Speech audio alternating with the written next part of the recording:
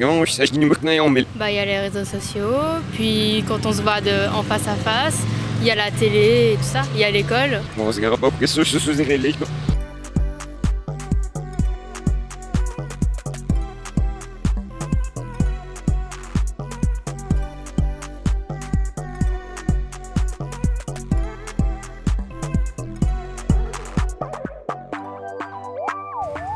Salut les gars, c'est le Tricomotoire 13. Moi c'est Julien et derrière la caméra nous avons Tracy. Coucou. Le thème d'aujourd'hui est centré autour de l'information. Comment les jeunes la perçoivent, la partagent, l'analysent et la reçoivent. On va voir ça tout de suite. L'information peut être définie comme une collection de faits, de données, de connaissances ou de messages qui sont communiqués, stockés et traités. L'information est essentielle pour la prise de décision, la résolution de problèmes et le développement de la connaissance. Historiquement, les infos étaient principalement transmises de manière orale et écrite. C'est l'invention de l'imprimerie qui a révolutionné la diffusion de l'information. L'info a le pouvoir de façonner les sociétés et de changer le cours de l'histoire. Celle-ci peut éduquer, inspirer, mobiliser et influencer que ce soit les individus et les communautés. Elle peut être utilisée pour le bien, mais aussi pour propager la désinformation et la manipulation. L'ère numérique a introduit un boom massif de l'information grâce à l'avènement de l'Internet et des technologies de l'information. Il a transformé la façon dont nous produisons, consommons et partageons l'info. Les médias sociaux et les plateformes en ligne ont créé de nouvelles possibilités de diffusion instantanée de l'info. Cela a aussi ouvert la porte à des défis tels que la surcharge d'informations et la véracité des sources. La désinformation et les fake news sont devenus des problèmes majeurs dans notre société. Il est donc devenu essentiel de développer des compétences en matière de pensée critique et de vérification des sources. Mais pas que. La protection de la vie privée et la sécurité des données sont également des préoccupations importantes à garder à l'esprit. Les médias traditionnels et les médias en ligne jouent un rôle crucial à ne pas négliger dans la collecte, la vérification et la diffusion de l'information. Et toi là-dedans, les jeunes et l'information sont étroitement liés dans notre ère numérique. Les jeunes ont un accès sans précédent à l'information, mais ils doivent également faire face à des défis tels que la vérification des faits, la diversité des sources et la sensibilisation à la désinformation. Il est important de vous encourager à développer des compétences en matière de pensée critique, de vérification des sources et de navigation responsable dans le paysage médiatique complexe d'aujourd'hui. Alors, l'information, t'en penses quoi? On va voir ça tout de suite. Comment est-ce que tu voudrais qu'on s'adresse à toi pour te transmettre de l'information sur un sujet bien précis, de société ou pas forcément? Moi je pense que le meilleur moyen maintenant c'est via les réseaux sociaux, parce qu'il n'y a plus aucun jeune qui regarde le journal télévisé à la TV ou quoi que ce soit. Donc c'est mieux de transformer l'information par les réseaux sociaux. Je dirais les réseaux sociaux surtout. Les réseaux sociaux, puis quand on se voit en face à face, il y a la télé et tout ça, il y a l'école. Moi beaucoup les réseaux sociaux et parfois le journal, mais c'est rare. Pour la télé, les radios, les réseaux sociaux, bah, partout en fait, même dans la rue, se faire accoster. Enfin, pas forcément du coup, mais par exemple mettre des affiches et des trucs comme ça. Et alors quoi? Quel réseau social justement? Pas Facebook, parce que ça n'existe plus trop, mais genre Snapchat, Instagram, TikTok, etc. TikTok surtout. Tout le monde est sur TikTok maintenant. Moi je suis beaucoup sur Twitter, mais sinon Instagram, enfin tout le monde a Instagram maintenant. Ben, souvent Instagram quand je regarde les vidéos, mais après je regarde pas spécialement l'influenceur ou je sais pas, je regarde juste la vidéo. Bah oui, c'est vrai que dans les vidéos, sachant que les enfants de maintenant sont plus sur leur téléphone, etc., c'est vrai que les vidéos, c'est quand même pas mal. Déjà, il y a les réseaux sociaux, donc Instagram, Facebook, etc.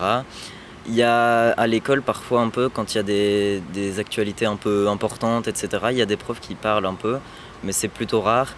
Et sinon, mes parents regardent énormément le journal télévisé, donc je reçois beaucoup aussi d'informations par là. Moi, c'est plus au journal télévisé parce que je regarde le journal télévisé avec mes parents tous les soirs. Donc, je peux plus savoir sur ce qui se passe dans la réalité que... Mais pour moi, le journal télévisé, c'est plus crédible que les réseaux sociaux. Intéressant ça. Plus crédible. Oui. Parce que les réseaux sociaux, il peut toujours y avoir des fausses informations, tandis que le journal télévisé, c'est fait par des journalistes qui sont spécialisés là-dedans. Donc tu fais plus confiance. Oui, voilà. Super intéressant. Est-ce que vous avez encore confiance dans ce qu'on appelle les médias dits traditionnels, comme la presse papier, la télévision ou la radio?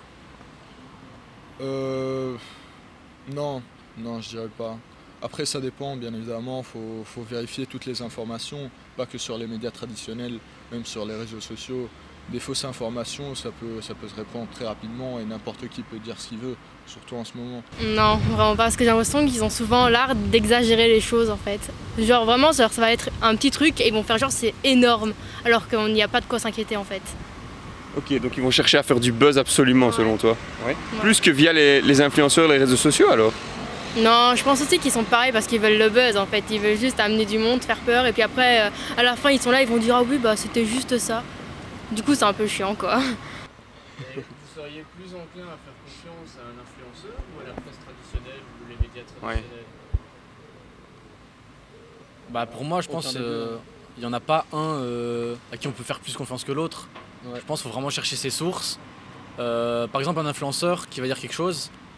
Par exemple, je prends le domaine de la musculation que je fais. Il y a un influenceur qui va peut-être dire de faire une certaine chose, un autre qui va dire de faire complètement autre chose. Donc je pense que c'est bien, par exemple, pour ça, d'aller voir, se renseigner plus loin, aller voir des études scientifiques, par exemple, sur le corps humain ou des trucs comme ça. Et je pense qu'il ne faut pas se limiter à une seule source. Il faut vraiment aller chercher le maximum d'informations avec le maximum de sources, le maximum de personnes et essayer de se faire son avis sur le sujet en se renseignant. Est-ce que tu as toujours confiance en les médias dits traditionnels, donc la télévision et la radio? Est-ce que tu as toujours confiance en eux ou tu as plus tendance à faire confiance en des influenceurs par exemple? Quand même les médias et la radio parce que les influenceurs, bon, ils racontent un peu ce qu'ils veulent. Et souvent ils racontent ce que les gens veulent entendre pour gagner de l'argent. Est-ce que tu as toujours confiance dans les médias dits traditionnels? Je ne parlerai pas de confiance, je dirais plus que je prends l'information, je regarde et après je regarde avec un esprit critique si elle est intéressante ou pas. Il faut voir plusieurs sources et voir par d'autres médias, d'autres sources pour voir si c'est ce qui peut être considéré comme vrai ou pas. Alors les gars, si vous me dites que vous n'avez pas trop confiance dans les médias tradis, où est-ce que vous trouvez vos informations qui pour vous sont fiables et pertinentes alors? Ça c'est une bonne question, en fait ça dépend parce que c'est surtout après quelques années des fois qu'on se rend compte que la vérité éclate vraiment et qu'il y a certains, comme avec le Covid, on se rend compte que certains trucs n'étaient pas vraiment vrais, donc ça dépend. Moi je sais vraiment pas comment reconnaître une information fiable ou pas à l'heure actuelle, c'est super compliqué. Et ça t'intéresserait d'être formé sur le sujet ou d'en savoir plus ou j'en sais rien? Ouais, mais en fait c'est trop compliqué de discerner le vrai du faux, surtout sur des gros sujets comme le Covid ou quoi. Comment est-ce que vous vérifiez les informations? On va voir plusieurs documents de différents sites pour être sûr que ce soit bon. Pour recouper? Voilà. D'accord.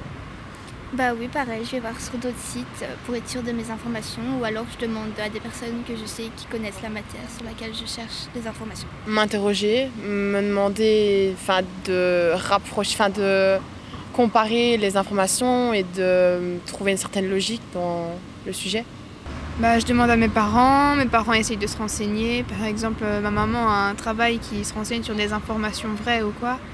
Et Elle travaille à la police? c'est pas exactement ça, mais et voilà. En plus, vous êtes jamais dit, je vais aller aussi voir une vidéo YouTube de Nota Bene par exemple ou d'un youtubeur qui parle du sujet. C'est déjà arrivé que j'aille voir des vidéos pour essayer de peut-être mieux comprendre. Pour avoir le sujet avec peut-être des mots différents, mieux expliquer, plus pointer sur un sujet de ce sujet principal. Je en regarde sur plusieurs pour voir ce qu'ils disent et pour moi l'information qui est le plus dite, pour moi c'est la vérité je pense. Je sais pas forcément si c'est la meilleure solution, mais c'est justement en cherchant plusieurs sources. Donc on va dire, je vais chercher une information et je vais me renseigner là-dessus en regardant ce que plusieurs médias peuvent dire, si ça concorde, si les médias disent la même chose. J'aurais plus confiance envers quelque chose qui va être répété plusieurs fois qu'un journaliste qui va dire quelque chose. Alors peut-être pas forcément, peut-être que lui a raison et les autres pas, mais je pense que en tout cas le fait que plusieurs médias traitent du même sujet en disant la même chose, ça joue et c'est là que j'aurais le plus confiance. Ça dépend des fois et des informations.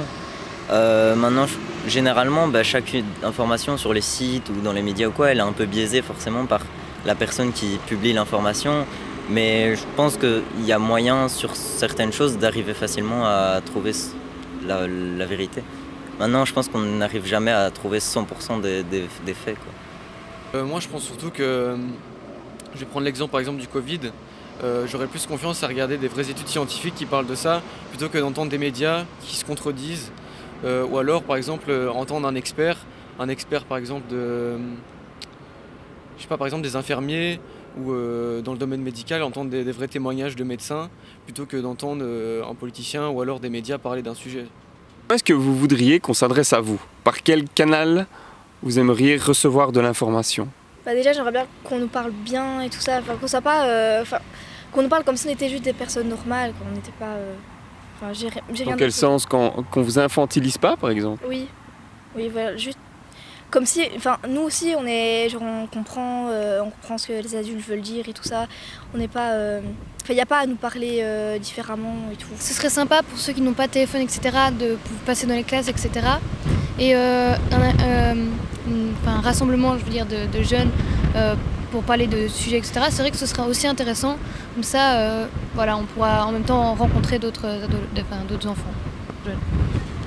Je dirais les réseaux sociaux, mais d'une manière où ce serait beaucoup plus vérifié. Vous voyez, que ce ne soit pas tout le temps des fake news, etc. Qu'on aurait des comptes, par exemple sur Instagram, où on sait que c'est vérifié, on sait que c'est recherché et qu'on soit sûr de l'information, qu'on ne doit pas aller regarder sur Internet tout le temps après si c'est sûr ou pas. Voilà.